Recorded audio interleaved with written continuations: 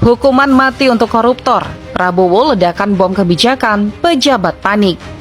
Suasana di Istana Negara mendadak mencekam saat Presiden Prabowo Subianto mengumumkan kebijakan paling kontroversial dalam sejarah pemberantasan korupsi di Indonesia. Saya akan melawan korupsi dengan sekeras-kerasnya dan dengan segala tenaga dan upaya yang bisa saya kerahkan tanpa pandang bulu.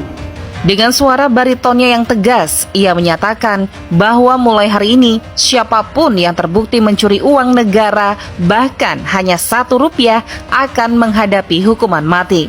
Pernyataan tersebut langsung meledak seperti dinamit di tengah ruang konferensi yang dipenuhi pejabat dan jurnalis. Banyak yang awalnya mengira ini hanyalah retorika kampanye yang tak akan pernah terwujud. Namun dalam hitungan menit, kebijakan ini resmi dituangkan dalam peraturan pemerintah pengganti Undang-Undang Perpu, memberikan kewenangan luar biasa bagi Kejaksaan Agung dan Komisi Pemberantasan Korupsi KPK untuk menindak para pelaku tanpa ampun. Reaksi pun beragam. Media sosial meledak dengan dukungan dari masyarakat yang sudah muak dengan korupsi. Namun di sisi lain, banyak pejabat mulai gelisah. Beberapa langsung mengecek ulang laporan keuangan mereka, sementara yang lain bahkan dikabarkan mengalami serangan jantung akibat ketakutan. Di kantor-kantor pemerintahan, suasana berubah drastis. Seorang kepala dinas di Jawa Tengah yang pernah menggelapkan dana operasional sebesar Rp3.750 untuk rapat fiktif mendadak didatangi petugas KPK.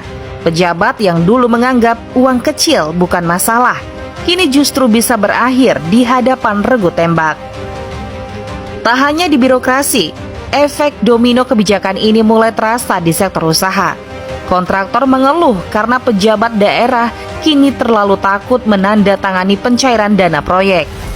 Di beberapa kementerian, para pegawai memilih menunda keputusan anggaran demi menyelamatkan diri, menyebabkan birokrasi yang sudah lambat menjadi semakin lumpuh. Di tengah kepanikan ini, beberapa kepala daerah mencoba meminta kejelasan hukum terkait batasan korupsi skala kecil. Namun hingga kini belum mendapat jawaban. Sementara itu KPK mulai kewalahan menangani ribuan laporan yang masuk, sebagian besar justru berasal dari para pejabat yang ingin menyelamatkan diri dengan menyerahkan kolega mereka sendiri.